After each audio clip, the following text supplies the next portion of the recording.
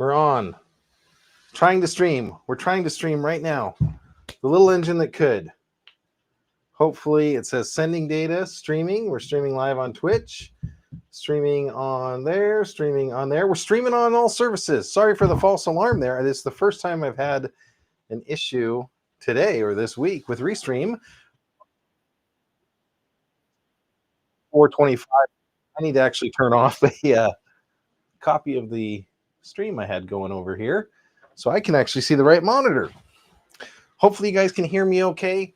This is going to be a show today all about mini PCs. And actually, I got to get my... Man, I'm like new at this. I got to get my desk all perfectly ready. And we have our friend in the chat, Blind Text, checking in. He says, yo to you too. I need to go up here and update my screen because it also crashed out. I'm like having a show today. If this is your first time here, I am John the Net Guy. I do PC reviews, home and tool products, some auto stuff thrown in between. If it's got wheels, if it plugs in, or if it boots up, it's on me. I've been showing you a ton of cool products recently. I do want to address your attention over here to something that is plugging away in the background of the stream today. This is my favorite new accessory by far. This is the Bamboo Lab A1 Mini, and it's going to be in the background, just, you know, printing away. We're making some octopi. So very, very cool product. I have been running that printer basically nonstop since I got it. It has been so much fun. I'm going to check the chat real quick and see if we got anybody else in here. Hello, everyone. And by the way, thank you for showing up. I really do appreciate you being here. I'm going to be taking a look at Geekom Mini PCs. Now, this one they did not send me. This is a very high-end mini PC. This happens to be their AE8 mini PC. I'm going to get everything lined up here so we can do a show. That is their super duper fancy mini PC. Similar to your other mini PCs from Geekom. You know, very small form factor. That's the size of my hand. This thing fits in the size of my hand. That's how small it is. But it has streaming chops that rival my streaming machine over there. And that's saying a lot. Also has some really cool stuff if you're looking at streaming codecs. Like this has AV1 encoding built in, which I'll talk about and why that's important. I've got a monitor from HP that's going to be coming up. The monitor from HP is a gaming monitor, surprisingly. It's a couple years old. It's been out for a while, but it says that it has a very low delta E, and that is the color accuracy of that monitor. That's super important for the project we're doing. We're going to be replacing my church's streaming machine with this. Now, I do need to get the YouTubes and everything advertised, get the Amazon people into the show. So give me 1 second to get that started. I got to do that on another phone here, because this is going to be streaming live on Amazon. You're basically helping me make content. So consider yourselves co-actors in this event. So we are recording in the background. If this pops up and a red button shows up, I'm in good shape. And I'm hoping for that button. Come on. Takes a few seconds from when I hit go. And we got a go live button. So I'm going to hit it. 3, 2, 1. We're going to let the Amazonians in. Welcome, everyone from Amazon. This is John the Net Guy. We're doing a live show, and thanks for the repost there, Blind Tech. That's awesome on Twitter. We're doing a live show tonight. It is show number 425. This is Geekom Mini PCs for streaming, and we're live on Amazon. I'm going to go ahead on my Amazon, and I'm going to pick the first product that we're going to take a look at, and that is the AE8 Mini PC. Now, if you're interested in where any of these products are, I'll show you how to look that up. If you look at the bottom of the screen, there's a URL if you're on one of those other services. If you're on Amazon, it's over here. There should be a PC and a carousel right about there. That's from Geekom. If you do go to that link, or you do go to my Amazon shop, you're going to see something that looks similar to this. If we come down here to where these headphones are, you're going to see all the products that I'm going to demo tonight. This says 424, but it's actually 425, I found out. And the first product there is the IT12 from Geekom. It's a really good mini PC. but not the one that we're going to test tonight. Then we're going to test the one on the silver, and then if we have time, I'll boot the 12 up and we can compare them. I've got that HP Omen monitor that I told you about. I have a wireless mouse and keyboard, a budget set that I want to see if it's going to work. I wanted something a little bit smaller than a traditional size keyboard because we don't have a lot of room in our booth, as well as having you know, a set of headphones here for gaming. So maybe if you're trying to put a little streaming setup together, got all of these here to show you. Now, what does it mean to do streaming? Well, every single week we put on a show at my church. We have our services live. It took a long time to get there. And then all of a sudden COVID happened and bingo, everybody was live almost instantly. We had very little time to make that happen. Just making sure I got all my settings here right for the show. I have to turn that off and I got to turn one other thing on. Let me know how I'm sounding here, Jonathan, if you could. Just want to make sure that you don't have any background noise or anything that's going to mess us up. There we go. Okay. And actually, the way that you can see me, if you do follow me on X or one of those cool places, and it's getting in kind of a login loop here on X today. Yeah, we're not going to do that. Let's go on this one. If you follow me on X, you'll actually see me when I do my live stream here. So I did post a picture. That's what I'm going to try to pull up real quick for you.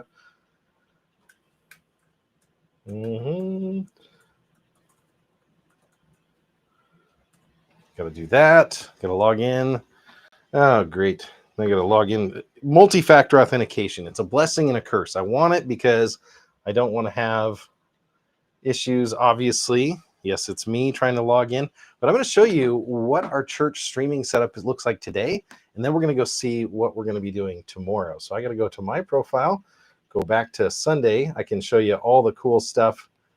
Actually, let me just bring you over here now so you can see what I've been doing. This is my, if you're following me on the social, you'll see all of my cool 3D printing content here. You can see I had a little bit of an issue with a recent 3D printer. That's another one, the Anycubic Cobra 3.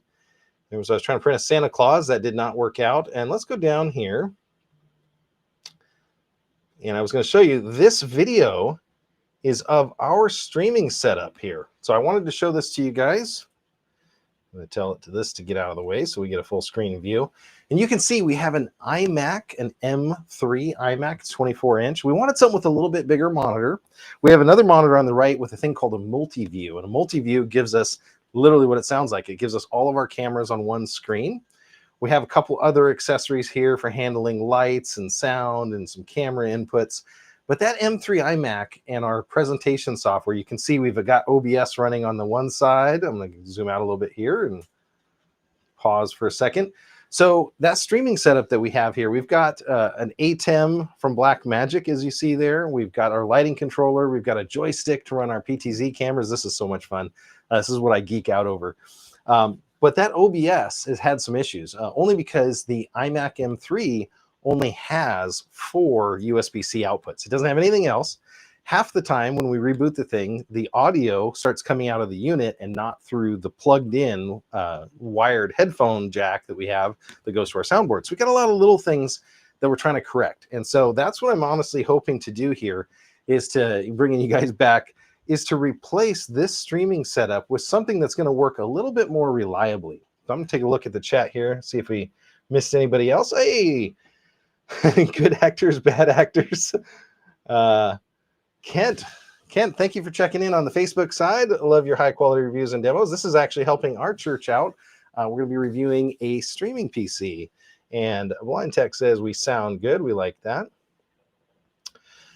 This is a really good question. Alison Pell is saying that a streamer should use wired peripherals when possible. Wires don't run out of battery. This is an absolutely great point.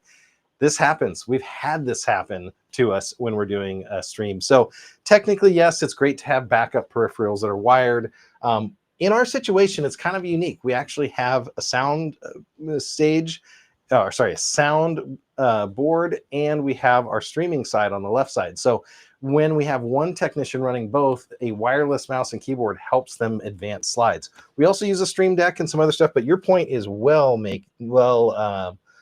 taken there. But the Red Dragon keyboard I have with Silk Bodily, I even modded it. Oh, wow. Awesome, Allison.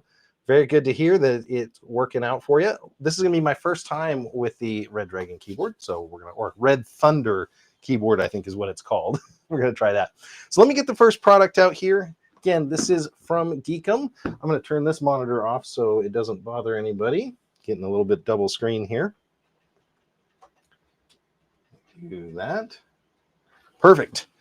Okay, this is literally still in the shrink wrap, but I'm going to go ahead and open it up and give you guys a top-down view of the world.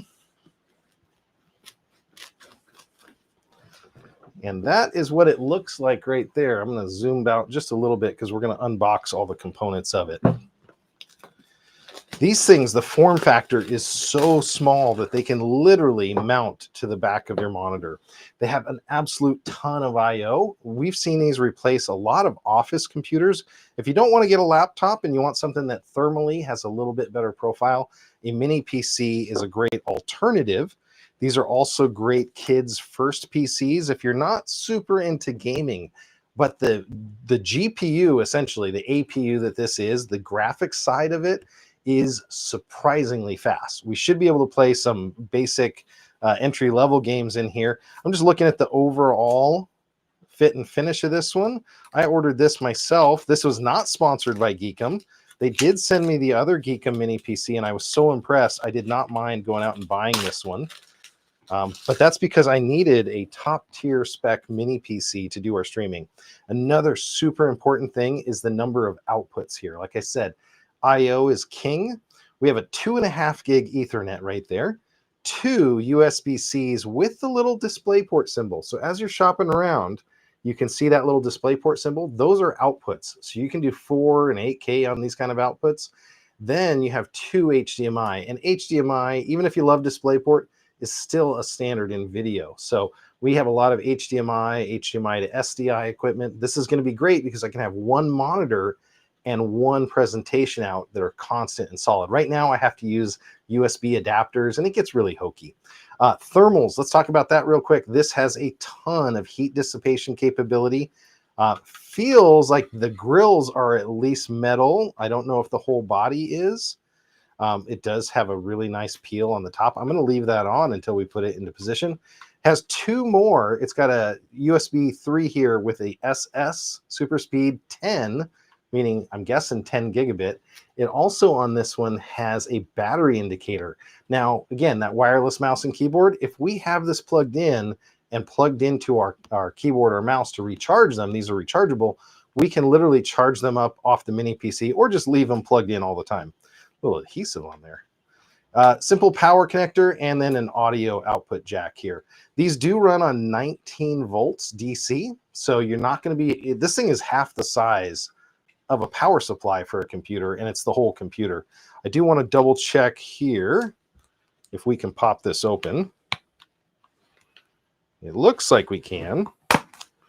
So what I'm doing is I'm just checking, because on the last Geekom that I had, I believe the fan is accessible. There you go. So it looks like we got our Wi-Fi antennas. Looks like a very large fan in here to blow this out. And that would be expected because this is a super strong CPU. So speaking of the CPUs that are on this one, this CPU is the AMD 8945H. So that's a mobile CPU, but it literally has tons and tons of power. I'm going to bring you over here to the computer again. We're going to go look on the Amazon page at the Geekom here, and we're going to see what specs that it says. So we're looking at 8 cores and 16 threads. So I don't know what you've got in your PC right now and how this compares, but this machine, 8 cores, 16 threads. I don't know if they're looking at Cinebench on here, but we're going to run Cinebench. The R9 is over 13,000 and the single core is 2,600. So you want a really strong single core speed for streaming, because if one of your cores is being used for streaming, you want to give it a ton of extra space and overhead there. And if a couple of your other cores are being used for games or whatever video system you're using, you want to have that overhead. So if you look at it compared to a 5700U, which is a good budget mobile chip, that's 1600 on the single and less than half, it looks like, on the multi-core. So definitely a super powerful mini PC. Now, do they say you're going to replace a gaming system with this? Probably not. Let's be honest here. Let me know if you're gaming on a mini PC right now and what your experience is.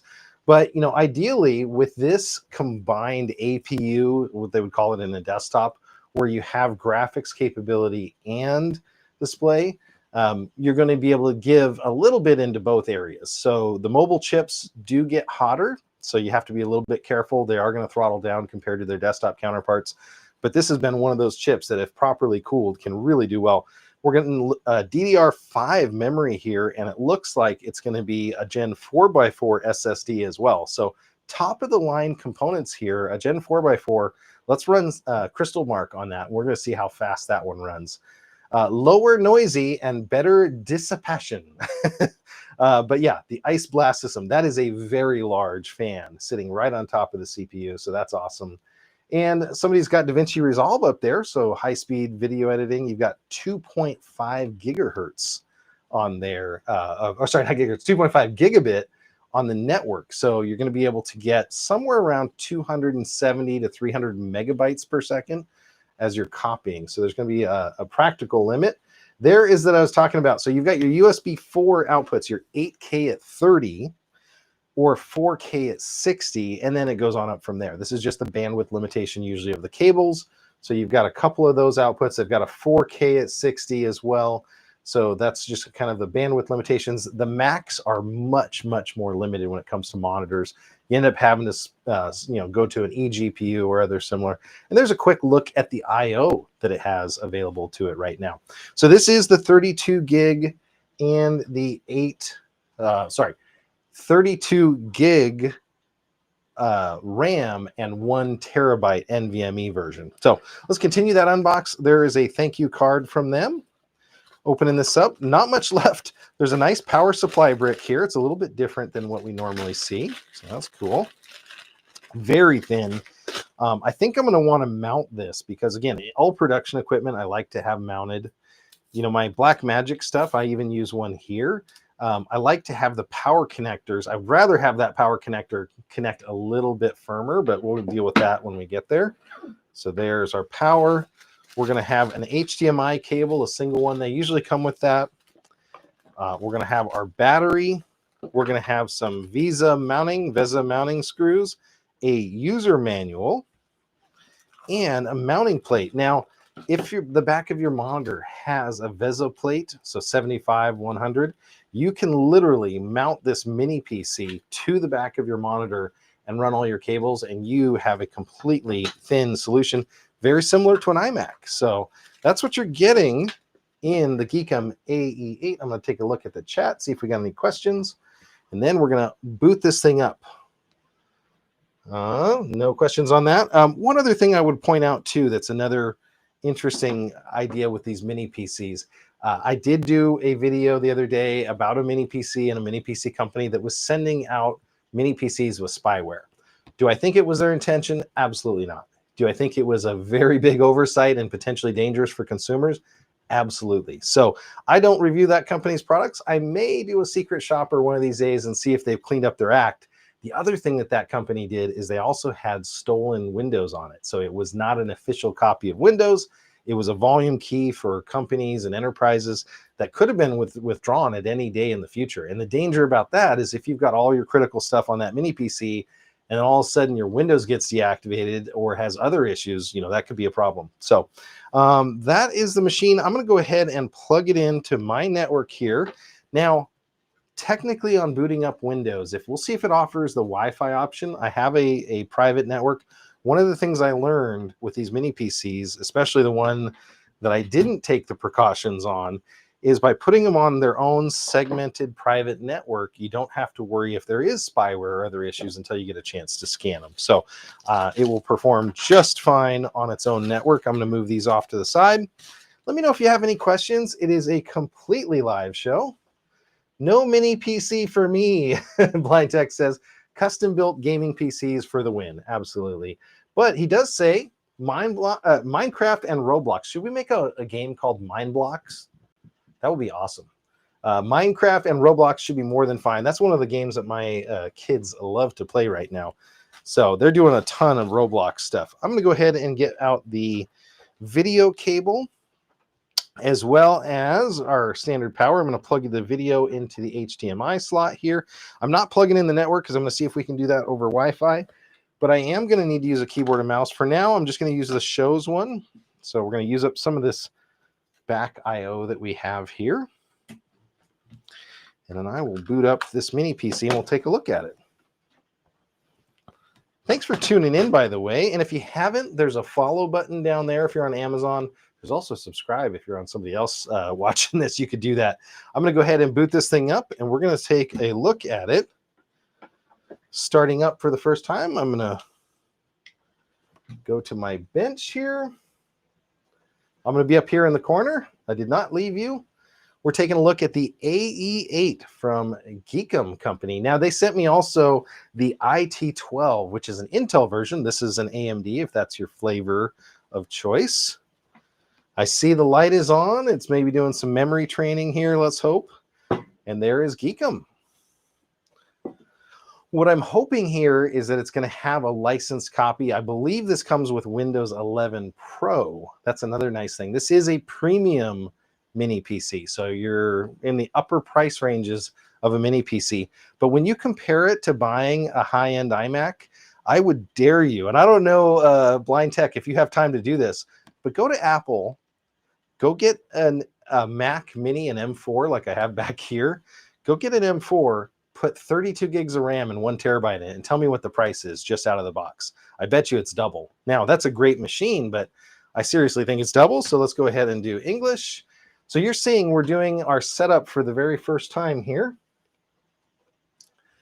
I'm just going through the setup. Second keyboard now. What I'm looking for is us to connect to a network. And that's important because the other mini PC brand that I did the review of that had the spyware on it, they skipped the network setup entirely. And that also didn't validate the operating system on it as well. And I think that that was part of how they ended up with the spyware. So we're going to go up here and I need to put my numlock on. And we're going to get connected to this private network. It's named Loki because we don't trust them. So it's connected and secured. And we're going to see how long this takes to update. If this is going to take a little while to do its updates, I may pull out the HP Omen. We may speed right along into that because that's another thing that's going to be really critical. If I have the Mac Mini that we're replacing, the M3, I'm going to need a new monitor. And the Mac Mini only comes with a 24-inch monitor. And I think it's actually like 23.5. So it's not even a full 24 inches. Coming from a 27-inch iMac, it's a little bit smaller. So we wanted something bigger. So the HP is definitely going to do that. PC is going to restart before we continue. If you're just tuning in, this is John the Net Guy. We're taking a look at Geekom's AE8 mini PC. And it's going to reboot right now. Awesome. Let me know if you have any questions or what you might consider a mini PC for.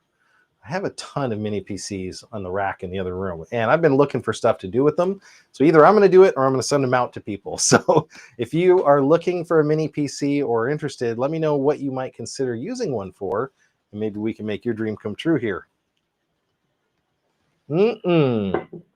Wow.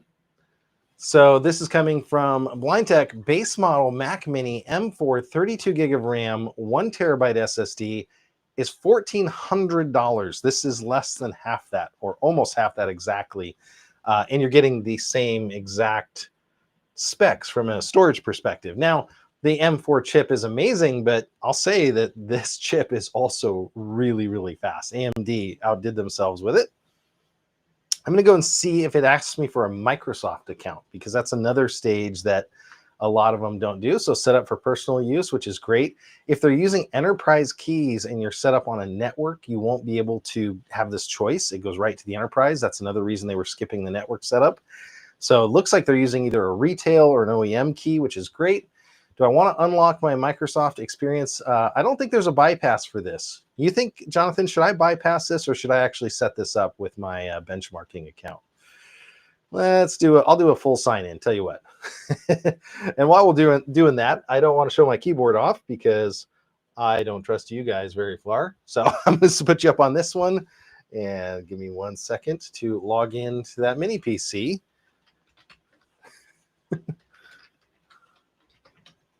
With my Microsoft account. And that's one of the nice things about having a Microsoft account. Did I get it in? Ah, we got it. Adding my Microsoft account.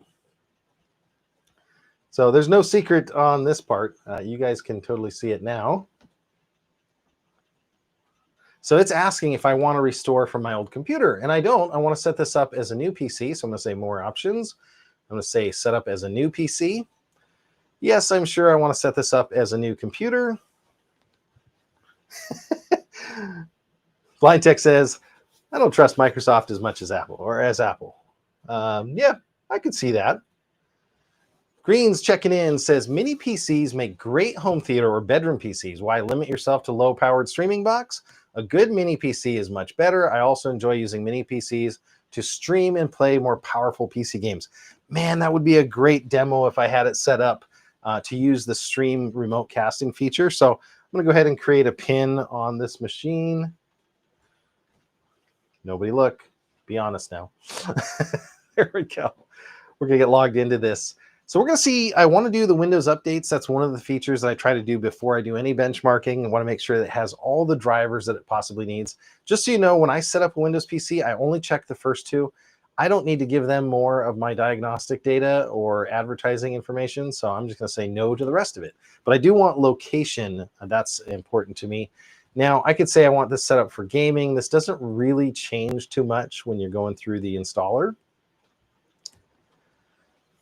So, taking a look here. Now, you could set up the machine for Android. We're not going to do that.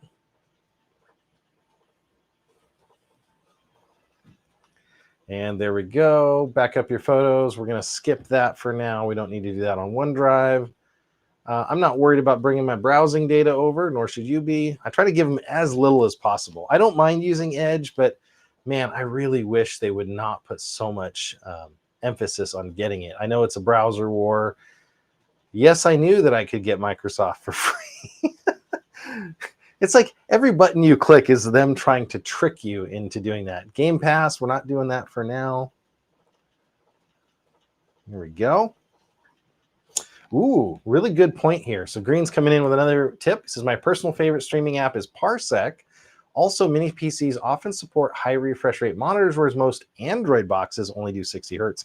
That's a really good point. Absolutely. Matt Lawson's checking in. He's on X. Awesome to see you in there. He says, whatever happened to the mini LAN party PCs? Missed those days. Yeah, I just got back from PDX LAN and I dropped my big computer on the way out and nothing broke, thank goodness, but that's the machine back here. I brought my full gaming rig. I would be happy if I had something that I could do high-speed remote gameplay. I know everybody else is using the smaller PCs, and I just happened to pick the biggest one I could. So what I'm going to do is I'm going to move the keyboard back here, and we're going to switch over to the monitor while this thing's setting up. It has plenty of time to set up. We're going to leave it running in the corner. I'm going to go ahead and bring you guys back over here, and we're going to take a look at this HP Omen monitor. Now, I got super lucky because when it got delivered, they actually set stuff right on top of it that was pretty heavy, and it crushed in the corner of the box, but I'm going to get to that in a second. So I need to go to Amazon Live and pick the next product that we're going to take a look at. Keith, thank you so much for the follow. This is a completely live show. I could say thanks, Keith. He's on the Amazon side. That helps. I'm on my way to 2,000 followers. It takes a long time on Amazon to build followers. They don't put us on the product pages anymore. They used to do that, which was nice. I'd get to talk to you while you were shopping for something, but there was such low quality hosts in there that I don't necessarily blame them. So this is the overall monitor. This is the HP Omen monitor. It's a 27-inch flat monitor. Now, what I was telling you about that crush, it's in this corner up here. I'll show you if I can without doxing myself. on the top down.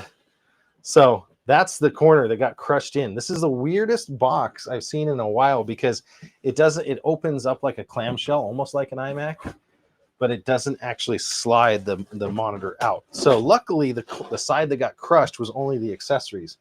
I'll bring you guys back here. So there we go. And you can kind of see what accessories you get. So we've got a manual coming in. Got some other registration information. HP loves to give you a ton of extra stuff you don't need. This does have a very nice adjustable stand. Now, where we're at with our streaming PC at the church, we don't necessarily have a wall mount capability yet, but I saw this and I saw that the mount allows you up and down capability with the monitor, which is huge. So there it is. Got lots of plastic to remove. Looks like one screw head there. This is the base plate for the monitor. Looks like it should be pretty easy to set up. And if the screw is a captive screw, which it is, that's going to make it really easy. And you know what? I wonder if the whole mini PC will fit right here. I'm guessing it will on the bottom of the monitor because we want to hide our cords. Looks like it's going to come with a DisplayPort cable, which isn't going to do much for our mini PC. But luckily, I have an HDMI that came with the mini PC, so we can deal with that. And then we have this power cable, which we are not going to need because I already have one on our bench.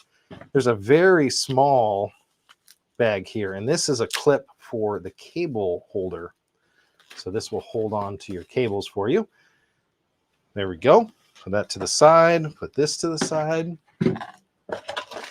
Looks like this is a cover. This HP Omen has a very large opening in the back, and I think it's color. I think it's lit. We're gonna have to take a look. But overall, pretty decent so far. I am going to pull this out, and then we're going to figure out how to get this monitor without breaking it. So it's saying pull sideways. It's got a hole here. I wonder if we should tear it apart. Looks like it's got a seam. So I'm going to do one thing. This is the up direction. I'm going to go ahead and put the stand together. So you heard it click in. I'm going to kind of put it together upside down, but the neat thing about this is you're going to be able to see it. Now, I'm actually going to want to take this off first because I want to put this cover plate over here. That's the cover plate they were including. So we don't need to access any of the VESA mounting. So we're going to do that. And then we're going to put this on this end. So hopefully you guys can see this. I'm going to slide it down a little bit more. Now, it's only a single captive screw. This is going to make it super easy to set this monitor up. I like that already. So we are together in just seconds. I'm going to put this on the counter, and then we're going to take a look at the screen. And now pray with me, guys, that the screen is undamaged, even though it had a little bit of a rough ride getting to the house here. That is the nice thing of shipping with Amazon. If you do have any sort of issue, and I did take a quick peek at the screen, it looks great. Look at the size of that monitor. That's great. Well, let's talk about some of the features of the HP Omen 27Q. Did I mention it's got a full tilt capability? So if you're a coder, you can do a full vertical tilt on it. This stand almost makes it unnecessary to have a monitor arm. And what do I mean by that? Well, look at the vertical. You can drop this almost completely flat on the desk. So if you've got kids and adults sharing the same monitor, when the adult comes into the room, take the monitor all the way to the top. You don't see that on lower priced budget monitors. So that's a nice thing to see. Dave Price says they should make external GPU better. You know, there's Oculink, other external GPU technologies. So I think they're starting to realize that not everybody wants a huge gaming PC on their desk or, you know, by their desk, nor do they all want laptops. They want that expandability. So you're absolutely right. I'm peeling off some of the sticky tape here, and I'm going to go ahead and plug in power to this monitor, and we'll see how the user interface is and if the back is lit up on it. So there we go. So to talk about the back of the monitor for a second, you've got this Omen writing here, which would be kind of interesting. We'll turn it on. I'm just turning it on for the very first time. The Omen logo shows up there. Taking a quick look. I'm not sure if this one had a lit ring on the back. So one of the things I love about this is it's already telling me the display settings. So input signal not found, check the source cable and video. Well, since we don't have it plugged in and I have a very short HDMI cable, I'm going to go ahead and show you where we're at on the install status of our mini PC by just plugging it in. So here we go. And the nice thing about this Omen is that it does have a touch joystick control. Really get frustrated with the monitors that are on the old buttons. Now, talking to some monitor manufacturers, the buttons are a little bit more reliable. Joysticks are a lot harder for them to support because if one of the buttons goes bad in the joystick, it's completely useless. I'm going to go ahead and plug in our mini PC here. And then you should be able to see the status of our install. There we go. So that's our install. This is my first look at the monitor. I'm just looking for dead pixels, any sort of other color bloom. I'm going to go ahead and look at the brightness because that's one of the things that you guys will want to see. I've got the brightness down to 0 and it's super bright even on screen. So let me bring you guys over to this other side. There you go. So very decent looking monitor at 0 brightness. I can definitely see that. Let's bring it up to the max peak brightness. I'm going to let it run for a while before we try to do anything. That's 100%. You can see me fading out, this thing kind of adjusting with the camera. That's decent quality. It's got a really good view angle. Now, how are you going to tell view angle on your camera? So you see how I move this sideways and you don't really get a ton of color shift? You're going to get brightness shift because the camera's doing that. Let me see if I can show you from this one at 0 again. That's one of the problems, especially when you're working a booth situation like I am in there. We want to be able to look over and see what's on the screen. So you see how there's not really a color shift. There's a brightness shift, which is expected, but the colors are still there. So I can see this from an angle really, really well still. So that's another nice thing. Some VA and TN panels, if you look at them from an angle, they almost completely disappear. So that's another really important thing. It's got dual HDMI. It's got a display port and an audio output in the monitor. So that's kind of cool. Looking at that, let's see if it's got any other controls we need to worry about. Information mode. So it's going to tell us that current mode is 2560 by 1440. So we got the 1440p. Optimal mode is 2560 by 144 hertz. So it does have 144 hertz refresh rate. HDR is off. There's the hardware revision and all the other information about it. But so far, pretty good menu system. Gaming information. Okay, are crosshairs cheating? It looks like it has not only crosshairs, it's got options for different crosshairs. You got to let me know if that's cheating. I don't know. Some people think it is. I'm getting back out of the menu. And I do, right where the center of the mouse would be here. Get that out of the way. Turn off my focus session. Okay. It does have a crosshair right in the middle. Is that cheating? Hey, Mr. Nathan saying, what's up on the YouTube? What's up to you, Mr. Nathan? Thank you so much for joining tonight. We're taking a look at the HP Omen right now. And I'm going to go down to the crosshair. I want to see if they give me a color option. They do. So they give me the color option. Do they give me configurable location? Because some locations on the crosshair are not the center. And oh my gosh, it does. I don't know if you can see this. I'll have to bring the side monitor up or the side camera up really close. I think I can do it both. See that red cursor right or crosshair right there? I am moving it around the screen. Let's see. That is your cheater crosshair. I don't know. Is that cheating? That's what we were asking. If it's an option in your monitor, can it really be considered cheating? Multi-monitor alignment, that's cool. And color alignment capability. That'll be really nice to have. Image capability, brightness, contrast, black stretch. Color is standard, warm, input. So we've got quite a few options here. Auto sleep, power LED, so you can turn on and off the power LED light. So if that really annoys you to have a power LED light, you can turn that off. Some people with bedroom TVs or monitors, that can be really annoying. Power on recall on, so it's going to remember if it was on, if the power stops. auto sleep on or off. I'm going to say off because we actually don't want it to sleep. And there's some other menu information, diagnostic patterns. Okay, that's cool. You don't see this cycle pattern. So what it's going to do, it's going to go through the colors. If I'm looking for dead pixels, which so far I don't see any, they're getting smaller and smaller these days. It looks like it has the ability to cycle through those. Full screen black, white, red, green, or blue. So looking pretty good. Accessibility mode on. I wonder what that will be. Ah, that is super nice. Okay, so maybe we have something we might want to consider if you're a competitor. Maybe one of the competitors that starts with Scepter. That would be a really cool feature. I love this accessibility mode, which just makes everything bigger. How many times are you trying to struggle to find that little tiny button on the menu? I love that accessibility mode in the UI. I kind of almost wish it was this size normally, but I can consider that. So that's really nice feature to have. So our Mini PC is still downloading and doing its updates, but we're taking a look at the monitor right now. Now we are going to run the monitor through its paces. We're going to go ahead and give it a full run through with my data color spider. I am going to put, there's a clip here I want to show you guys. I can bring my camera back out now. So there's a clip here that I wanted to show you, and that is for the cable holder in the back.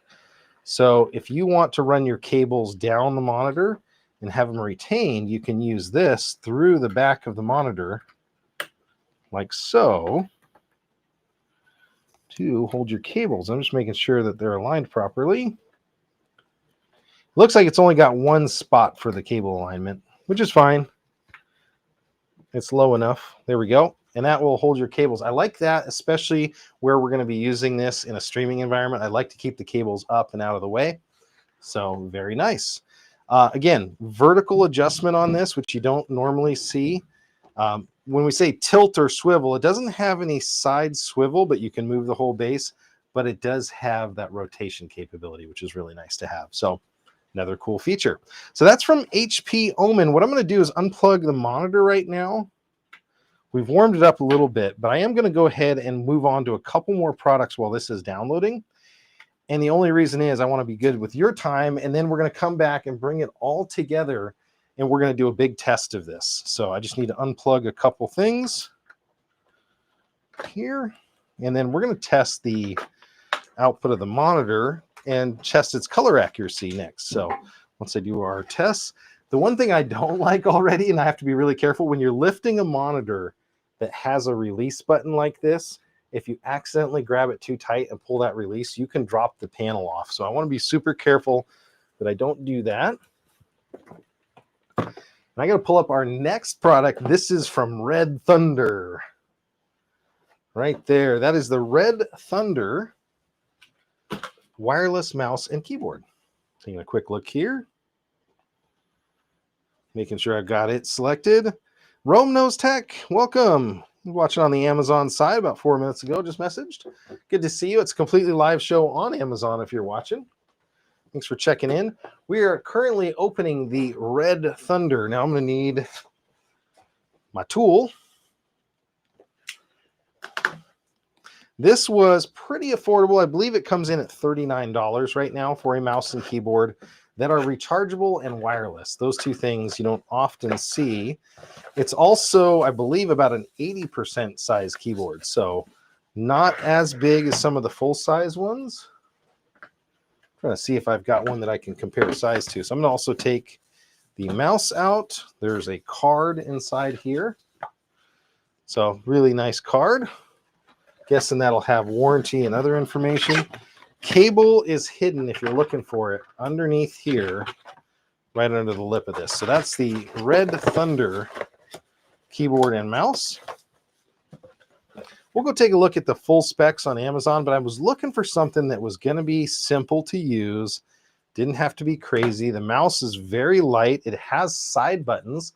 So if you're thinking about I/O and we want to do like mapping different buttons to things, it would be pretty cool to have a few more buttons on our system. We have a Stream Deck and some other stuff, but having additional side buttons here that are programmable, it does have a scroll wheel, so that's nice. Keys are not backlit right now and are transmitter, by the way, is underneath here. There's also an on-off switch. Now it's going to tell us some basic information about using it. Hopefully that will come through. Backlight on-off is function and the left bracket. Switch backlight mode is function right bracket. WSD and arrow keys swapping. Okay, so that's a total gamer pro feature there. Switching your WSD and arrows. Function up, down to adjust brightness, and function left, right to adjust the speed of the lights. It's got some only one level of adjustment there. Not bad. Let's turn it on real quick. Oh, I see the color already. So I saw a brief glimmer of color. Now, let's go ahead and plug this I/O into our mini PC that's booting up. One of the things you're going to find with a lot of these keyboards is they generally won't stay lit, and that's preservation instinct here. Let's see if it won't stay lit or if it literally, there we go. So that's lit. If I do function, I can change the backlight mode, and I'm actually going to turn down the overhead brightness because I want you guys to be able to see this. Let me find my control for my thing. There we go. So that's not bad looking. Actually, that's pretty cool. So I'm changing the RGB modes. That's nice. I'm seeing if they have a reactive mode because sometimes it's nice to be able to have one. So that's kind of a rainbow. Now it's got a speed on it. We can adjust the brightness by going up and down. Function down. Is that going to reduce the brightness? A little bit, not too much. Function up. Hopefully you guys can see that. Wow. Really nice rainbow color. The size, it's similar to a Mac keyboard. I'm going to pull out my Mac keyboard right here. So maybe just a tick bigger. Look at that. This is the guy that loves RGB. So John talking like a young person. It's so lit on an RGB keyboard. Yeah, honestly, I've got a bunch of other gaming RGB keyboards. I wish I could pull the one off my streaming machine. It's not nearly as bright. Does this have enough room? Uh-oh. Now you're calling me out. I got to see if I can get this thing to show. Oh, you know what? I turned the monitor off. That's not going to show. Darn. Okay, well, I was trying, but no, there's a lot of brightness on this. I'll give it that. It definitely has the brightness down. Wish I had a few more color modes. I like that one. I like that color mode. That looks good. Let's get the mouse going. Turn the mouse on. It's going to take hopefully a couple seconds to train. The other thing that's interesting about this is we wanted something that didn't have to go through a gazillion batteries. The fact that this thing is rechargeable is really cool. If I pull it down one level, I've got RGB on the mouse. My center button here usually is your DPI set. I'd have to go ahead and look in the card here, see if they have some usage instructions. That would be awesome. They have some Red Thunder silver stickers if you want that for your PC. Red Thunder card, a thank you card, awesome. And the rechargeable keyboard and mouse user manual. Now, I hate to say this, but I've missed a couple really cool features by not reading the manuals on some of these. One of them had a wiggle mode. So if you wanted it to, shake your keyboard so you don't get logged out of your machine, it had that capability. So decrease, it's all the same stuff that was on the back. Everything looks really good. Charge time, 2 hours for the mouse and 5 hours for the keyboard. I don't know if it's going to tell you the total usage time that you should get, but you should get days out of these things when they don't have their backlight on. Now, I'm wondering if I can turn the backlight off completely, and that would be the left arrow. So there we go. So if we just want to use this and use it as a keyboard with no backlight at all, function left bracket. And then if we want to change the mode, we can use the right side. It looks like there's 4 or 5 modes. I like that one specifically. So not bad. About the size if you're looking at a Magic keyboard from Mac. And there's the instruction manual with the commands if you're interested. Now, right mouse button, mouse wheel, mouse pairing method. Remove the receiver. So this doesn't need a receiver because it doesn't have one. Keyboard pairing method. So it looks like this might actually be Bluetooth. 2.4 gigahertz wireless. That's interesting. I'm using its own adapter that it came with, but if it's Bluetooth, that would be really cool too. I'll update in the video description. So Give me 95% RGB or give me death. 95% plus. There we go. That's more a 60% size. Let's go take a look on Amazon. We'll see exactly what size it is. Very cool. Hey, Randy's back. He's on Facebook. Net guy. Good to see you, Randy. Glad that you're back with us. This is actually, Randy, the new streaming machine for the church. So Randy's one of our helpers there. Helper. He runs the thing. I'm lucky. He does more weeks than I do. But this is from Geekom. This is the 8945H. I'm going to bring my overhead light back on. We were just taking a look at the keyboard. This is the keyboard we needed. Allison had a really good point about production gear and wireless doesn't usually mix, but because we need to be able to access it down the bench, this is kind of nice.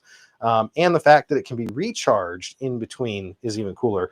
The charging port is right on the front here and right on the front of the mouse. So you'll be able to charge those, I'm guessing, in use as well, which is really slick. So we like that.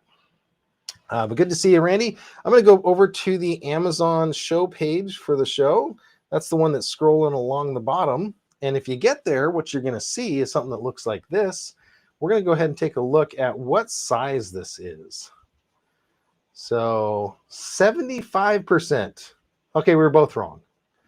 The Ultimate 10 Key 84 retains the dedicated media keys, making it more practical than the 60% keyboard. So we've got dedicated media keys. Huh? I don't see those. I see function keys that can be remapped. Okay. And 75% compact mini keyboard is what it's saying. So that's the one that I've got there. TKL Ultra Compact, 3200 DPI honeycomb mouse. So it's got DPI adjustment on here. I'd like to take a look at their page, usually because they will tell us if we missed anything. That's what it looks like a little bit up close. Rechargeable wireless set with 2-in-1 receiver. Dynamic rainbow mode, 3 static modes, 3 brightness level, and 4 breathing rates. So not a ton of customizability, but decent and works. There was also a question on latency that we'll have to figure out. So 75% keyboard size is what it says. So we are going to be interested to see if you were going to game on this, what's the latency of a wireless keyboard? Well, any latency could be bad if you're playing games. So we want to double check that. In our situation, latency is not going to be a good thing. Randy says, every week, unless I'm in the hospital. Yes, get better, man. We want to see you there again. Very cool. So it does come again with that USB. It's got the USB-C and USB-A. You know what I did want to take a look at? It looks like, sorry, the update couldn't be completed. It would not be a show unless we had something going on like this. So this is the Geekom. We're going to get to figure out what happens when you don't have the ability to update. So I'm going to go over here to continue to desktop. It wasn't able to download the update, but it is going to let us into the Geekom Mini PC. And then we're just going to make sure that it has the standard Windows updates. I just want to make sure that we're there. Heck, I was also clicking a bunch of buttons on this keyboard, so that may have been part of it. So we're going back over to the Geekom. I'm going to use my fancy new 70% keyboard, 75% keyboard. We're going to test this thing out. So it says it's going to have a few more minutes. Maybe we need to come back over here and take a look and unbox a headset. Now, I got this headset the other day for a friend, and I wanted to test it out. It is one of the lowest cost headsets on Amazon, but I wasn't quite sure if it was going to be any good. So I wanted to bring it to you guys. This is from Nubuo. This is the G06 dual wireless gaming headset and microphone. That's the title of it. We're going to take a quick look and an unbox here on the top down. Decent looking headset. Looks like it's going to have some, cloth ear cups. Now, you have a choice between cloth ear cups and PU leather,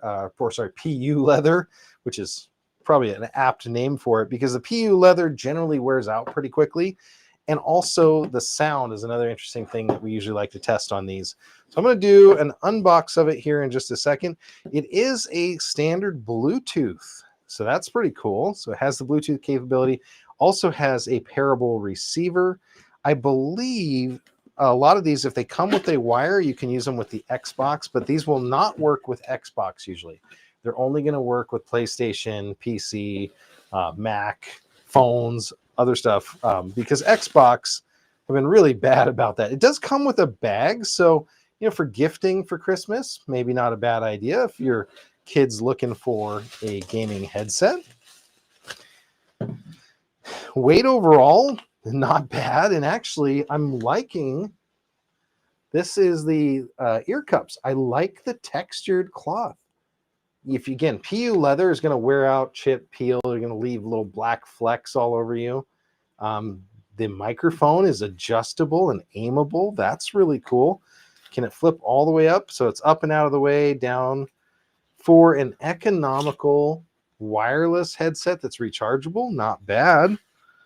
Not bad at all so far. Now, it does have analog audio, so you can kind of thumb wheel yourself up or down. That may or may not be of interest to you. It looks like it has a dedicated mute button here underneath it. And then underneath we have power. So it's going to be real hard to accidentally hit mute, which I like. So if you're kind of gaming and you don't have time to take your headset off, you want to be doing everything by touch. Do a quick peel of it. I'm going to bring out the accessories. We'll take a look at what kind of accessories it comes with. And maybe, just maybe if I'm lucky enough, we'll do a quick audio test. It's hard. It's really hard. You wouldn't believe how hard it is to test audio in here live because it requires so much to get right. So there we go. It does have a backup TRRS audio cable. With the right adapters and everything, it should work with an Xbox controller. Let me double check. I usually have my Xbox controller over there. Not in there. Okay, well, unfortunately, I won't be able to test it with the Xbox today, but we'll try that later, and I will update the video to let you know if it is Xbox compatible, because it does have that. So if you are in your wired gaming session here, usually these things will work without power. So if it runs out of power, you've got a backup option. Let's take a look at cable length, because that's always an important thing for me. Looking good.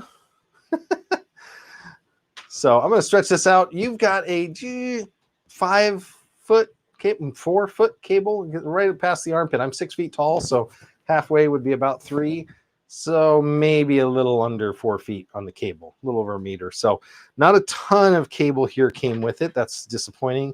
And then there is your receiver that you can use if you don't have Bluetooth. This is standard Bluetooth, so it should connect and work. And there's all the information about Mac PC and wireless mode using the Xbox controller with wired mode. So it will work with that.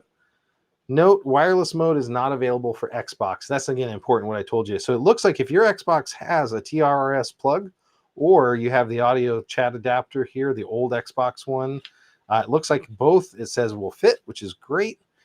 Playback time is 100 hours at 70% volume. It's got a 1200 milliamp hour battery. That's huge.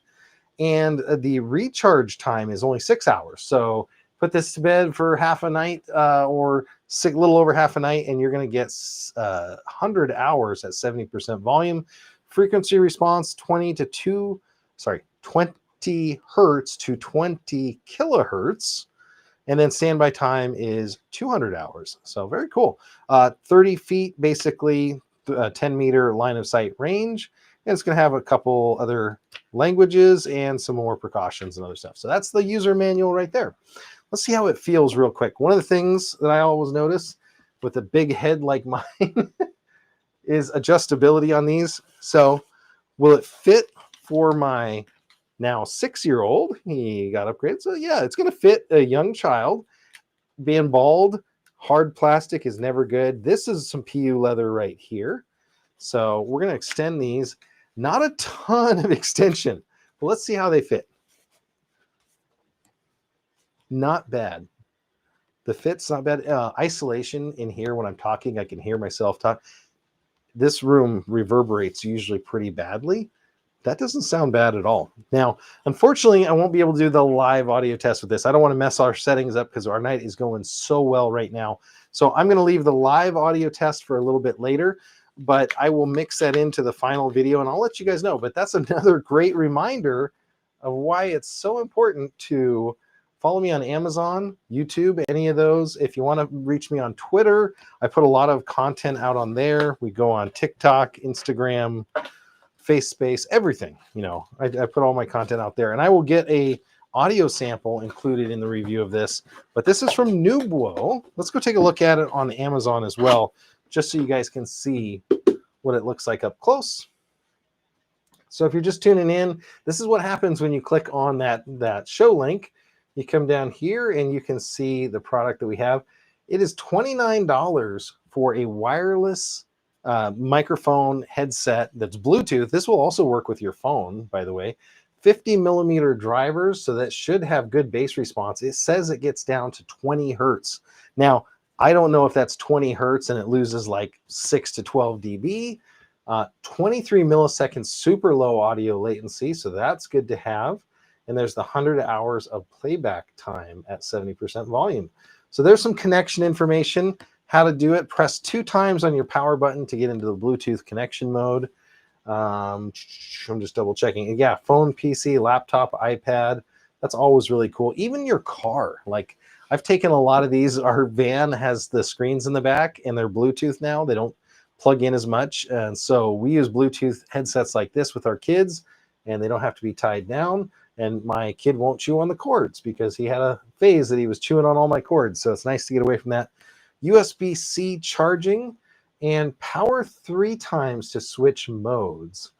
Interesting. I wonder what modes it's talking about there. If it's talking between the included dongle. Soft cloth cups. Let me know in the chat. Do you prefer the leather ear cups or do you prefer some sort of cloth? Because for long gaming sessions, my favorite, the Razer Black Sharks, I use those with the cloth, and I haven't missed anything at all. So good sound isolation. It's not noise canceling or anything like that at all, but it does have good sound isolation. Taking a quick look at the chat. Well, great news. Our Mini PC is ready. We're ready to test this thing out. A couple things I want to test. We're going to go back and forth between the monitor test and some of the PC tests, but let's go ahead and bring that up real quick. This is the Mini PC when you get it. I'm going to go ahead and use my 75% keyboard. It's going to be the one that is used with it. It did time out. My keyboard, this is kind of cool. I want to show you real quick. This timed out as soon as I hit a key, the RGB came on. So that is going to be a battery saver. If you do like having the color on the keyboard, let's see if the mouse will do the same. Same thing on the mouse. So it's off until you hit a key. That's kind of cool. We'll bring us back over. That's the wrong PC. I need this button for PC. Otherwise, we're in infinite mirror. Okay, so let me get everything straightened away so I can see what I'm doing. And you can watch as well. Okay, great. Now I have in the corner of my studio here a USB key that has all of my cool test software on it. So I'm going to go ahead and plug this USB key in, and I'm going to plug it in the front in one of those high-speed ports. It is a 32 gig USB key. So it's got some of the other stuff, it looks like, out of my OneDrive automatically. Looks like it is downloading some stuff out of OneDrive here. Probably some old performance tests and some samples that I took. So this Survivor has my benchmark, my downloads, my tools. I'm going to copy the tools, put them on the desktop. So let's see how quick that USB copying is. Okay, that's full speed for the USB that I have, an 80 megabytes per second. That's not bad. So it's working there so far.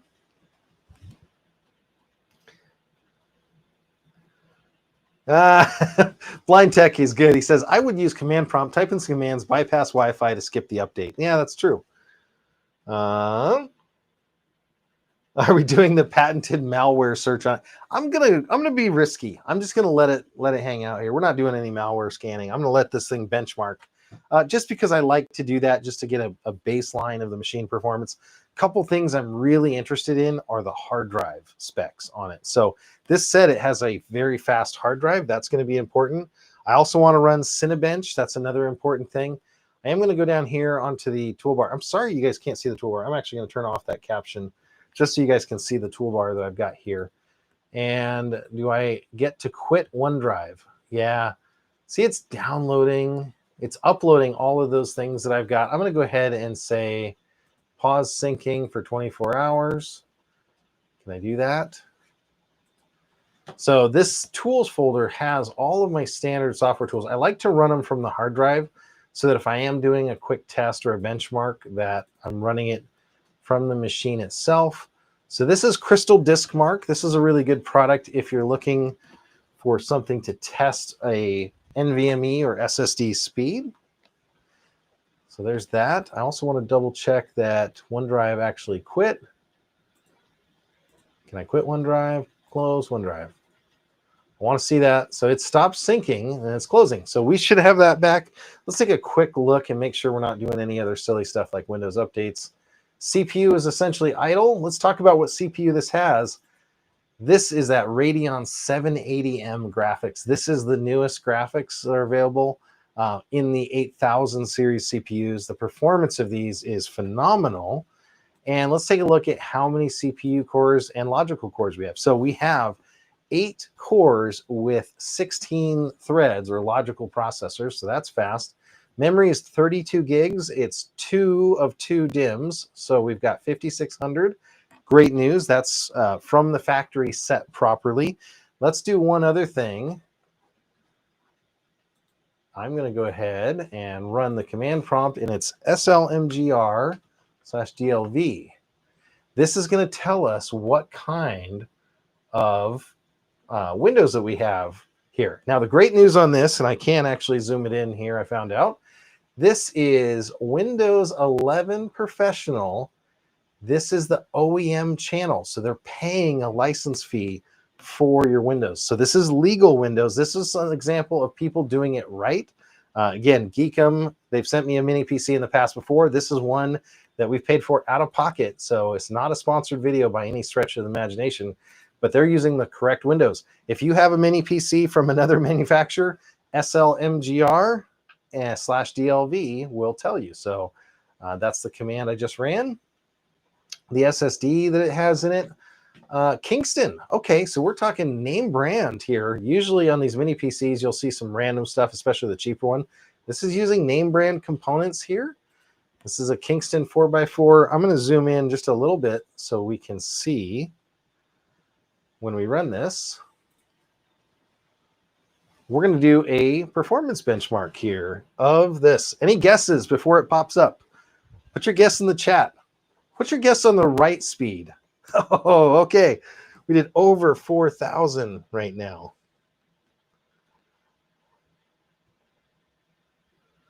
Let's see here. 4,050. So this is going to run a few times. Now, this read speed is a sequential read test. So it's as quick as it can read. That means this is 4,000 megabytes or 4 gigabytes a second.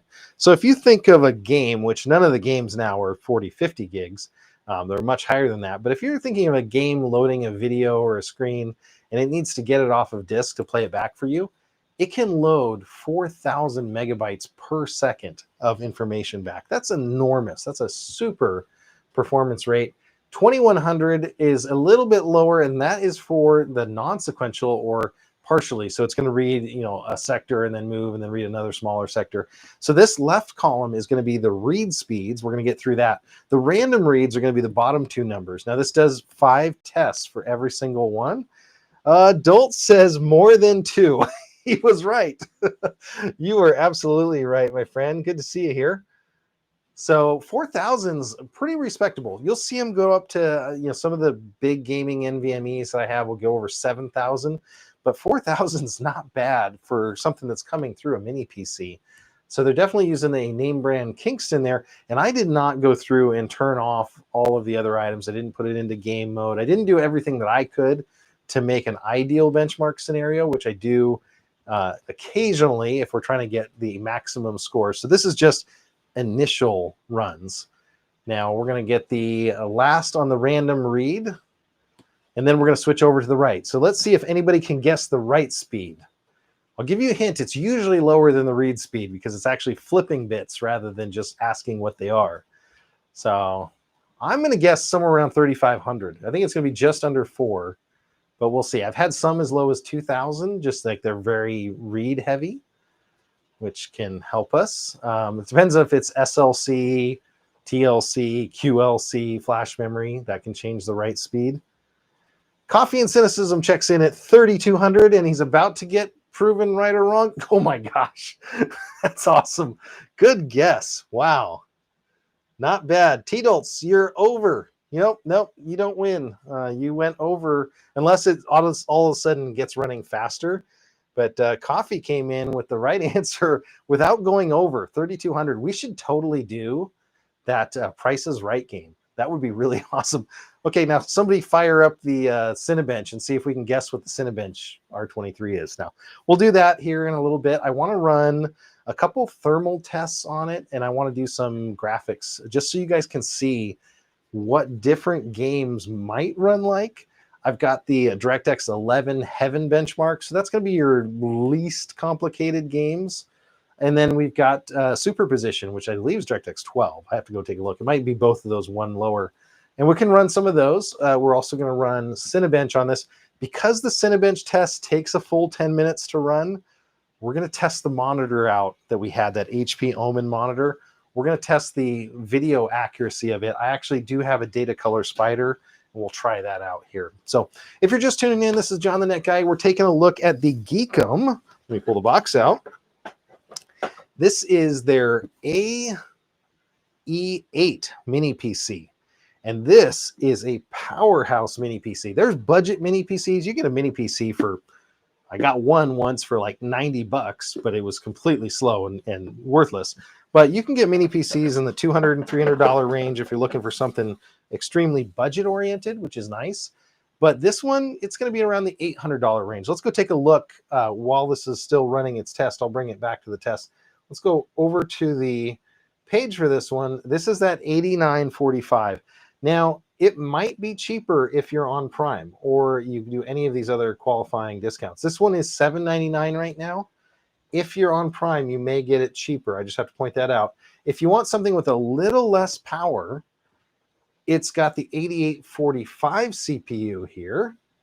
And that one's from Ryzen as well. It's got 32 gigs and 512 storage. So same memory, a little bit difference in storage. I actually just happen to have the 32 gig 1 terabyte one, and that's the one that we're going to use for our church.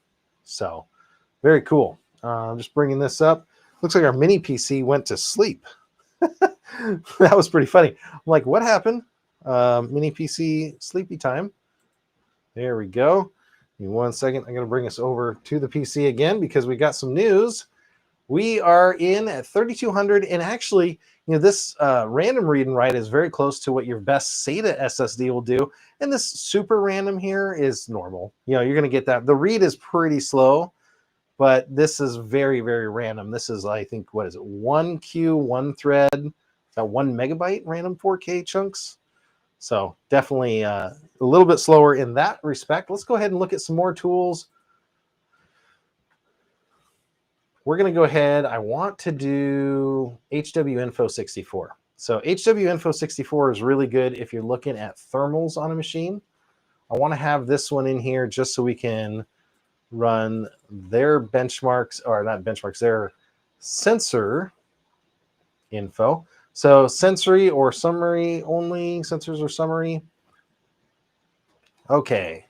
No, I don't want the latest version. Let's take a closer look at this. I know this is hard to see. I apologize for that in advance, but I zoomed in as close as I can here. So this is that Ryzen chip, 45 TDP, 45 watts TDP. That's pretty small thermal, but it's great for a mobile CPU.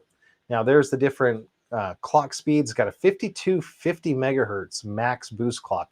Now we'll be able to hit this most likely, but not permanently usually, unless we have a ton of cooling, which could be a whole fun project. This is DDR5 memory in here, AMD chipset memory. If we're looking at it, it looks like it's got set with the higher speed that we wanted. So double data rate of 2800 megahertz. So it's going to be 5600 mega transfers. 2 chips in here, 2 16 gig chips. I don't know if this is upgradable. I think it's upgradable to 64.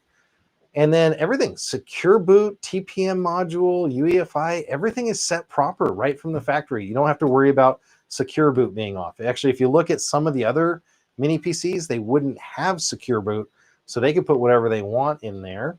And there's some information about the GPU and the version of Windows that's installed. So 11 Professional.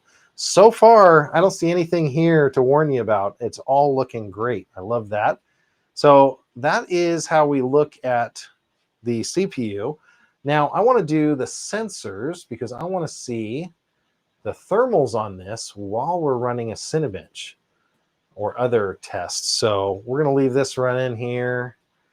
What we're looking at right now is the clock speeds. So it'll boost up when it needs it, but it'll keep the thermals down and the voltage down when it doesn't.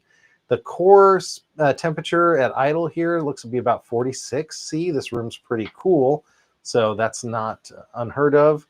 It's got the APU graphics temperature, so it's got that information, and then the core and package power information. This will be really interesting because we want to see if it hits the TDP limit, or TJ Maxx, as my wife's favorite store is, but Thermal Junction Max, that's on the Intels, and see if we're getting basically thermaled out here because we don't have enough cooling. But we'll find that out with this.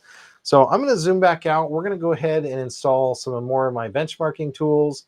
One of those being Unigen Heaven. We'll install that.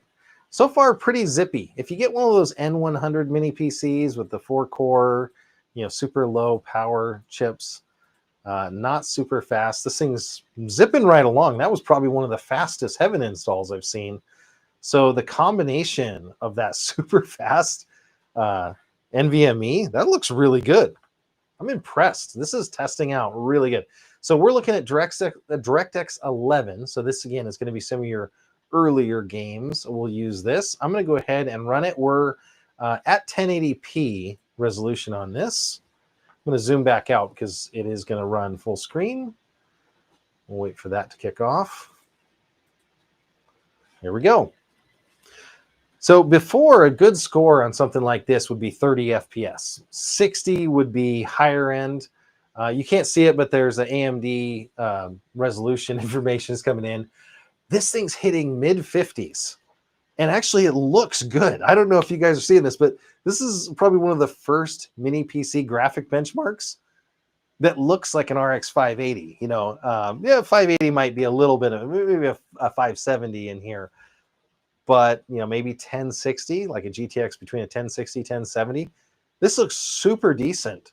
I'm looking at the upper right corner. Unfortunately, I'm covering that corner, so let me get myself out of the way. And let me see if I can give you guys a view. Will it let me do that? No, I can't use my silly Windows Zoom. But I'm looking in the far upper right corner, and there's my speed information, and it's looking like, oh my gosh, so it's pulling 70 FPS on this screen. And if I hit F9, it'll actually go through the official benchmark, and then I'm in the wrong corner again, because now you can see the actual FPS numbers in the corner. Let me know what your PCs are benchmarking. If you've ever used Heaven Benchmark, it'd be interesting to see if you have like a gaming PC with a RTX or GTX 1060, what you get with Heaven Benchmark at 1080p. So it's definitely moving along here, right in about the 67, 68 frames per second. Totally playable. If you're looking for a kid's gaming machine, let's talk about other important video things. I'm going to bring you guys in a side-by-side with me here. So we'll let the benchmark go, and I'll talk in this side. So specifically for streaming with OBS, what are things that are important to us? Well, one, we want to have lots of cores, real physical cores on the machine. So this has got 8 of those. We want them to be super fast physical cores so that we can do multi-threaded operations, because we're going to have OBS running. We're going to have our video software running. Occasionally we play videos, we play other YouTube and things in our service, so we have to have that. We need to have a ton of monitor outs. This has 4 of them, so excited about that. We also don't want something that's super loud. I can't hear this over my 3D printer. My 3D printer is huffing away and making cool stuff back behind us. So definitely no major fan noise out of this. It is putting heat out, and maybe that's something fun we can look at in the future, is the thermals on this thing. But it is crushing this benchmark. I can't see the average there. It looks like it's right around 69. I'm going to be interested to see what the final view here is, but this is definitely playable. If you saw a game that looked like this while you were playing it, well, actually, sorry, it's on that side. If you saw a game that looked like that while you were playing it, you'd be super happy, just like I would. So definitely going to be good for entry-level gaming. So that's your Fortnite, Minecraft, Roblox. Those are the things that usually play on the lower end ones. You might be able to stretch up and at lower settings play some more advanced games. So, that kind of bridge that gap, if you would. And additionally, with a chip this good for the graphics, using it as somebody suggested earlier for Steam, we can use the Steam remote play capability. So our big gaming machine, like the one behind me, can host the full game, and I can use this from another room and just connect up and stream my game directly with low latency. The 2.5 gig internet is going to be great. There are some of these units that have dual 2.5 gigs. We don't need dual 2.5 gigs in my scenario. So we're going to be using OBS. Now, speaking of OBS, we have a question coming in from Coffee. Says, has ProPresenter been fully replaced by OBS? Unfortunately, no. We need OBS in our situation. We can do a lot of streaming from ProPresenter, but we're way back on like version 7, 8, or 9. They're like 18 something now. One of the dangers that ProPresenter likes to make unstable versions and release them. So we have to stay on the stable version as long as we can. We've had some other issues. So we've kind of been holding back here. Allison's checking in, says lower end games has a R7 5800X3D and an RTX 3060. So it's a Minecraft enjoyer. That would be a nice machine. So your gaming machine definitely has the chop. So RTX 3060 is not what's in this one. We are on number 22 out of 26 of this benchmark. So benchmarking a little bit longer than I normally would, but I just wanted to show you what this will look like. I'm going to pop over into superposition. I'm also going to jump over and start a Cinebench. So we're going to do both of those just to kind of get a taste of what those might look like. I'm going to bring you guys back into the PC here so you can see, again, the benchmark running full screen. I can't say anything bad about that. That is, if you had this machine 3 years ago, this would be a good budget gaming machine with a GPU, and it would be about the size of my desk here. You'd have a full, mid-tower with a separate PSU and whatnot. What is the guesses on the final verdict here? I'm interested. Put in a final verdict number for your FPS. What do you think that we're going to hit? Okay, that was awesome. 74.7. I'm going to round it up to say 75 FPS in a DirectX 11 title here, so the Heaven benchmark. And I'm going to do a quick run of superposition. These things install so fast on this Mini PC. Really happy with that. I don't want to shut down. My mouse went to sleep here. Without this data, don't make my experience more enjoyable. Okay, so we're going to do superposition. I'm not going to run this very long, but this is going to be a more graphically demanding title. And we're just going to see how it runs, because this is usually where the Mini PCs fall flat. Not only that, is usually takes a little bit longer to install, because it's got a lot more information. I think there's over a gig of just graphic information here. So we're going to let that come along. Unstable versions, American says, like my i9 overclocks. Yes, an i9 from Ali overclocked is definitely unstable. Did you melt anything with that? Maybe some PLA on your fan shroud? I'm going to take a quick look at the Amazon chat, make sure I didn't miss anybody. R Good says, nice small form factor. Diamond-handed Autist 3 minutes ago started following. Thank you, Diamond-handed Autist. This is crazy, and said 69. Well, it did better. It did 75. We're going to round up. I'm going to go ahead and come back to the Geekom Mini PC that we're testing right now on the Amazon. And we're almost done installing superposition. So this is another free benchmarking app that you can run to kind of see, what is your Mini PC running as? What is your graphics engine running as? Now, the older Mini PCs with the 6900, 6700, whatever chips, 6600, I think they were, from AMD, those had the 680 Radeon graphics built in. This is the 780. So again, a little bit of a generational improvement. You know what? Since we just went through and had the sensors running in the background, that's another thing, is this is taking away a little bit of CPU. So 84 was the max CPU in that test. So it was able to hit 84. Just coming down real quick here to look at thermal design, power, drive. I'm just looking to see. Let's go back up. We know the temp. I was going to look at the max boost clock. Let's see where that was. There's memory, core clock. So we hit 5240. So we definitely went up on the core clock. It'll be interesting to see while we're Cinebenching how that looks. If there's any other data you want me to look at in here, let me know. I'll just keep those sensors running in the background. So remember, as we're benchmarking, we're also testing the sensors on this thing. This is going to be VRAM limit. Oh no. Okay, so it's saying that the VRAM here, we'll have to look at the dynamic allocation or not. Let's see what it can do. Let's run it anyway. It should dynamically allocate the VRAM. It showed a very low amount, but it ran through the Heaven benchmark, no problem. So we'll see. And this is the superposition benchmark at 1080p. I'm just going to look, just seat of the pants. Can we get 30 FPS out of this title? If we can get 30 FPS, I would be super happy. And I will eat my shoe. Well, it says we're getting 40. I'm not going to eat my shoe. Don't hold me to that.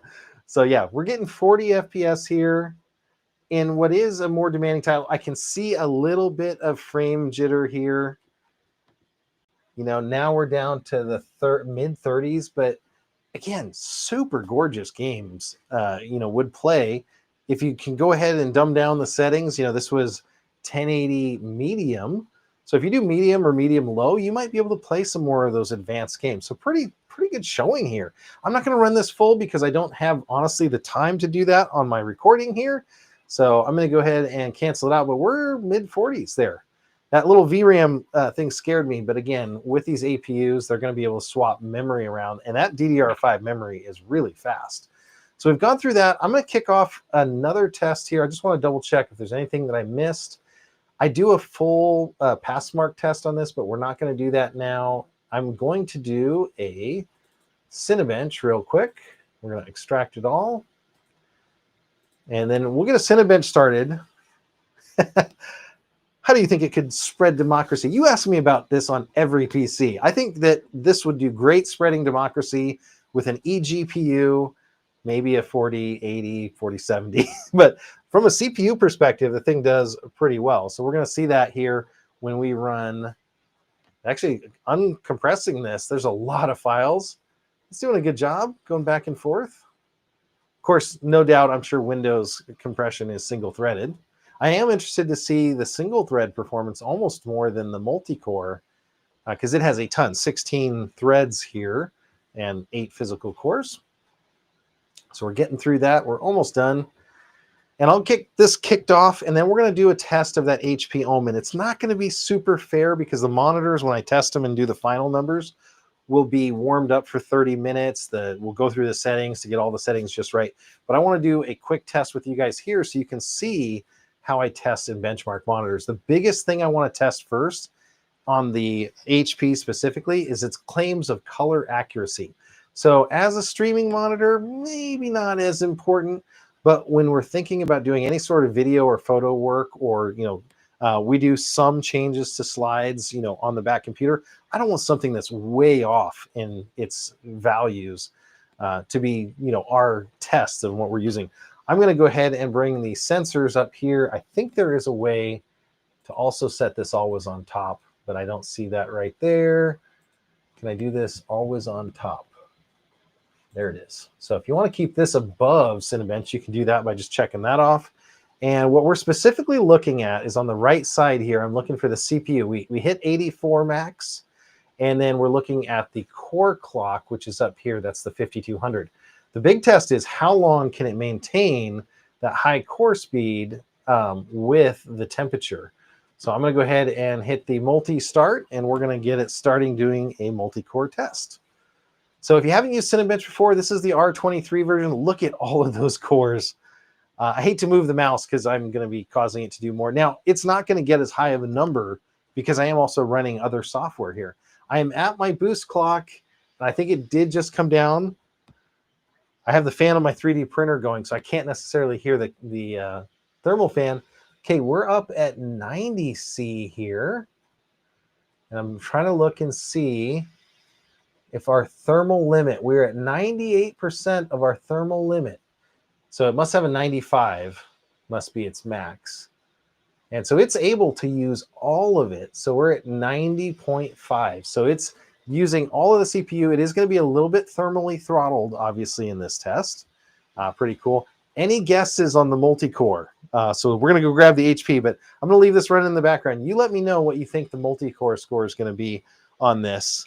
And maybe we'll do something fun in a future video if you guys get closer than each other. I'm going to bring this HP Omen back out because we're going to do some monitor testing with it. And I'm going to go ahead and plug it in. So this one advertises what we call a Delta E, a super low Delta E. So Delta in color testing is the difference from what it's asking for and what it's been displayed on the monitor. So high or low Delta E can be the quality of the monitor's output. They don't change with cables because the cables are digital. So I'm just grabbing a spare cable. And because we're benchmarking with the other one, there we go. Got that plugged in. I'm actually going to try to plug this into my stream PC over here. So this is my console. There we go. So it's updated. Now I'm going to use a tool called a Data Color Spider. Now the Data Color Spider, there you go. It's already displaying my screen here from the stream, but we're going to go ahead and change it to extend. So now I'm going to extend to an empty desktop over here. The Data Color Spider Elite is a monitor calibration and testing tool. It's used with the Data Color software to tell you how well a monitor is representing color. And the way that it does that is with this little eye. So the Data Color Spider right here, it leans over the monitor. They do have a newer version of this, and I do have to thank Data Color. When I was a super small channel, I asked them, could you send me one of your units to help me test monitors? The Elite version can test for all of the monitors, give you a display analysis, a display report. They sent me the Elite one, which was really cool. I appreciate that. Now, sorry, they sent me the Pro one. That lets you calibrate and you can see how far off things are. I had to go out and buy an Elite, but I thank them because my channel was super small back then. And I just recently finally put out a video about the Data Color. So you'll see that on Amazon. Spider Elite 5.9. I'm just loading up the software that's going to work with this. And it's going to let me test my Data Color. So I'm going to bring the software up. I wonder if I can do this without really throwing myself off. I'm going to have to change video for you guys. You're going to get to see kind of a picture here. So I have two options. I have calibrate displays, simulation, shortcuts. I'm actually going to go to display analysis here and go directly to what we want to do. So I want to look at brightness and contrast, and I want to look at color accuracy on our two tests live today. And then we'll be finished with this. And if you want to stick around for the full benchmark, the full test, all that, tune in again, follow, and make sure you're subscribed on YouTube. You're going to get to see the full analysis of this HP Omen. I'm going to go ahead and pick which monitor. I think it's going to be monitor 3. When I hit begin test, if it comes out to this screen, we're going to be good. If it comes on that screen, we're going to be bad. So brightness contrast test first, wrong screen, of course. Of course it comes to the wrong screen. Cancel. That's my luck. So it is the other monitor. It's monitor 2. And we're going to say begin test. And we'll do start test. Okay, so the way that we do this is it's telling me to place the sensor right in the middle of that square. Okay. Now it wants me to set the brightness to 0, which I believe it already is. Brightness is down to 0. I'm going to hit enter, and it's going to do 2 shifts real fast of color. Now, the nice thing, what it was doing there, it was actually just changing between 2 levels of brightness. I'm going to hold this up against it so it gets the best. Hit enter. And it's testing the contrast ratio and the maximum peak brightness with this meter. So I can go up here.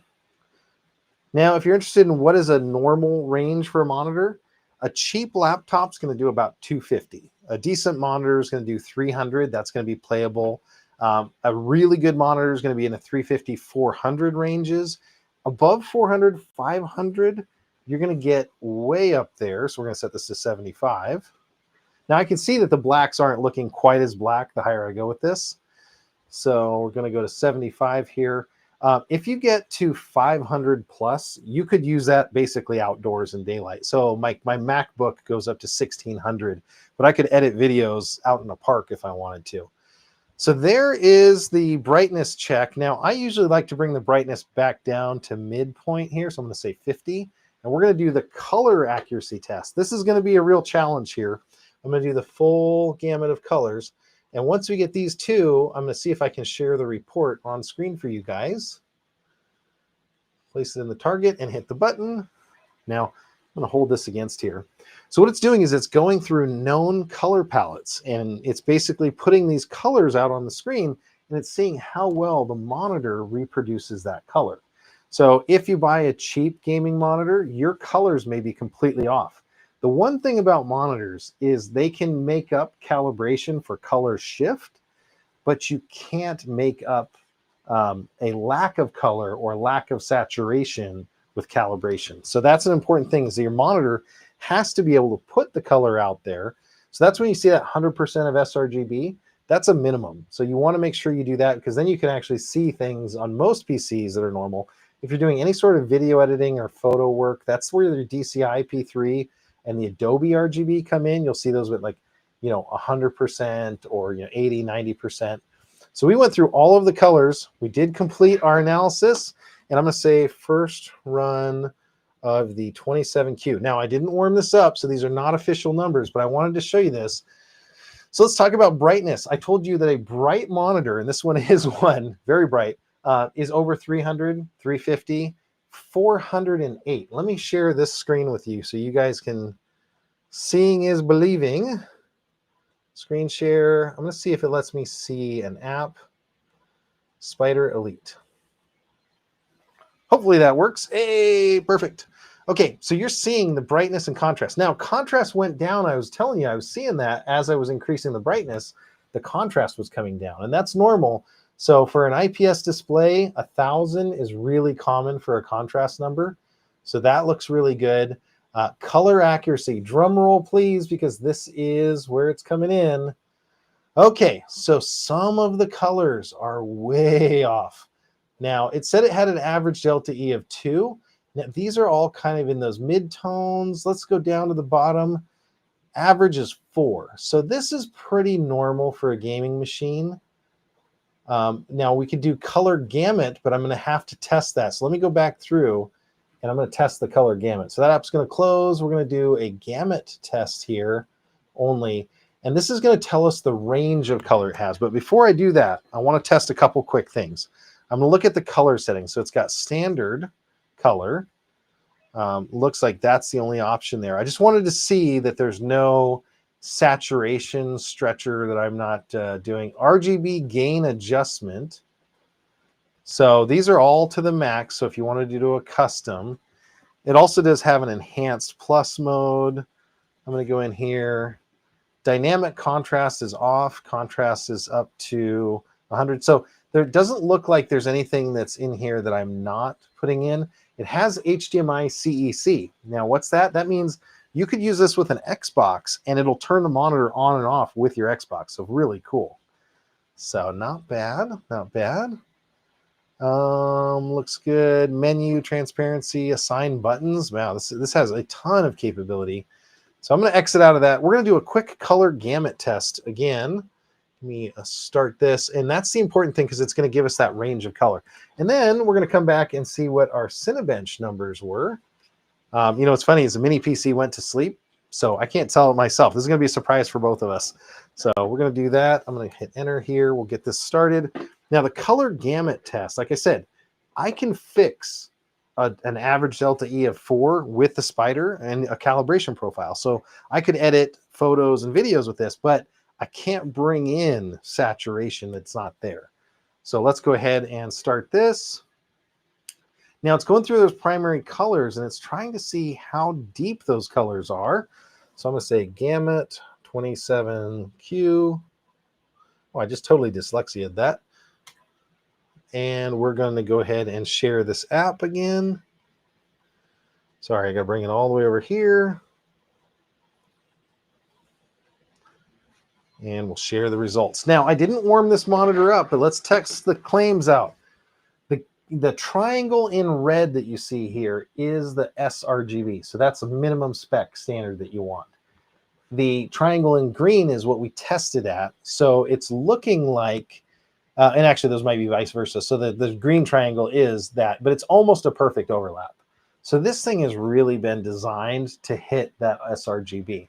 So it's 99% of sRGB right there. You can see at the top, 75% of Adobe RGB, and 75% of the P3 color space.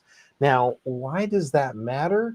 If I go back to the color accuracy we were talking about and I calibrate it, I'm going to be able to calibrate it some, but I don't know if I would necessarily use this for photo work or video editing like me.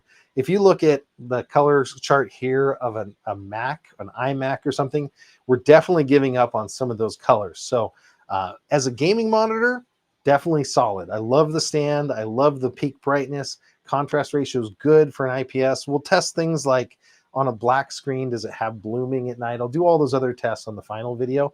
But overall, 100% of sRGB is not a bad thing. It could be less, but it's not 130% or more. It's not getting into those other ranges that would be more appropriate for a editing monitor or something that advertises itself for that. So very good. I'm going to bring us back here. I'm going to figure out how to stop that screen share. We'll bring us back. That was the HP Omen monitor. I'm going to go ahead and unplug this. I'm going to go ahead and plug this back in so I can record what's going on the screen. Thank you guys for sticking around. We're almost done with the show today. We've covered a lot of ground. We tested this little baby mini PC out, and it did a very good job. We're going to go back here and we're going to test the Cinebench out, and we're going to see how good it did for that CPU. And I had the thermal information running, so we're going to be able to see how the thermals performed. This is that 70% mini keyboard and the mouse. Where did I put that mouse? That's going to be embarrassing. I might have to go back to the video on that because that's going to be tough to use if I don't have that mouse. Well, isn't that special? Go back over here. Here it is, back by the 3D printer. So that's that other mouse that I was telling you about. Let me bring you guys over there so you can see. This is what I was talking about the sleep mode on this. So the mouse and keyboard, I had the RGB on, but they basically gone to sleep. So one key will wake it up. It also woke up the mini PC. So wake up the mouse. You're going to have to hit a key on the mouse to wake it up. And let's go back over here and take a look. Well, we've got our numbers on the always on top. Let's take a look at the numbers from Cinebench. Now, it's a little bit lower than the 16,000 that was promised, but that's very understandable considering I'm also running some other thermal monitoring here. So 14,577. That's about 3 times a standard Dell 9020 Office PC. And that's a very solid CPU number. I don't know what that would benchmark compared to, but I've seen these things go up even higher as well. Let's take a quick look over here at the max thermals. So what temperature did we get to on thermal? 92C. So the fan and the cooling definitely was enough to keep it there. It did thermally throttle itself because it didn't stay at the 5200 max core boost. So that was really cool. So overall, a pretty solid gaming PC for, not too much. This is going to run OBS really, really well. The next one that I'm going to want to test, I'm going to close, actually, I'm not going to close this because it should be running on another core. I'm going to run the single core, but that's going to be in the future final video for this. So if you want to figure out what it does in single core in about 10 minutes, I'm going to have that in the final video. I want to thank you guys for tuning in. This is John the Net Guy. Today we're doing a mini PC test of the Geekom mini PC. We checked out a few other things. We checked out the HP Omen monitor. Quick synopsis on that is it is a very bright monitor with decent contrast, solid RGB, a 4 Delta E average on that. So I could bring that back in calibration. Not crazy saturated, so it's not going to be for photo or video editing, but for solid gameplay, it's going to do really, really well. It's not going to look super colorful like some of the new OLEDs do. We also checked out the Red Thunder RGB keyboard. So rechargeable keyboard with a bunch of different RGB modes. The mouse, I'm going to know more about how that mouse performs in the full video, so I'm going to play with this for a while on my system back there. And then lastly, we took a look at the Geo 6 headset. So this is a wireless and wired headset if you want to use it wired with your Xbox, PlayStations, cell phones, video system, tablets, everything you want you can use with the Bluetooth. And if you don't have Bluetooth on your device, it comes with a dongle. So very affordable. I will reserve judgment on that until we have a chance to go test it out fully. And then lastly, I'm going to talk about the Mini IT12. If an $800 Mini PC is out of your budget, and I can totally understand that, this is from Geekom. This is something that they sent me a while ago, and I actually did a full review on it. If you look on Amazon, you might even be lucky enough to see me. But very similar, and it's got the more budget-friendly 12450H in it. So if you're looking for something that's more budget-friendly, it's going to have a memory card. I'm just looking to see. This one has a memory card also. So if you're looking for something that has a memory card reader built into it, that's great for media. That's going to be so cool for our production. And then has the same I/O outputs, same 4 outputs. This one is half the price. So this is in the $399 range. Let's go take a look at go over here to the page on Amazon for this product. So that's the very first one here. It is available for $399 right now with 16 gigs and 512. If you go up to the 32 gig, and this is the higher processor, this is $599. It's the i7-13620H, 32 gig and 1 terabyte. That's going to be $599. One real quick thing I want to show you. If I'm going to do, let's do CPU monkey. Let's do i7-13620H, and then we're going to do the 8945H. So what I want to show you is the difference on these two CPUs. So if you want to get the higher spec Intel version, this is what I was talking about streaming and why this was going to be so good for streaming. So there's the different lithographies and generations, frequencies. The Intel says it has 2 more cores, because it's going to use the performance cores, I'm guessing, and the E cores. There's the NAAI. Now, it does have an AI engine in the new Geekom Mini PC. I don't know how far I would trust that because, again, those numbers, we don't have anything usually to run on them. So lots of differences here in the video performance. But what I wanted to show you was why I picked this Mini PC specifically for the church, and that is the ability to encode AV1. So AV1 is the highest performance, lowest file size streaming technology for YouTube right now. And if you want to have AV1 encoding built at the CPU level, this AMD CPU can't be beat. So I'm really excited to use this one. It's not in the 6900 series, so the other ones, and I don't even believe, so it sounds like it's not even in the 13th gen Intels. It definitely is not in the 12th gen Intel. So that AV1 encoding without a GPU is built into this CPU. So I'm very excited about that, as you can tell. And I will report back. I'm going to do some software installs, and I will report back how this one is doing. I'm just going to close out of a pop-up we got here. We got 5 minutes left on the single core test. So I'm going to hang up on this show, and I will catch you guys in a future show. And you guys can see this review if you're following me on Amazon. So thanks everybody that followed on Amazon this week. And if you haven't, take a look at my other socials. I appreciate you guys being here. Have a wonderful week and a Merry Christmas.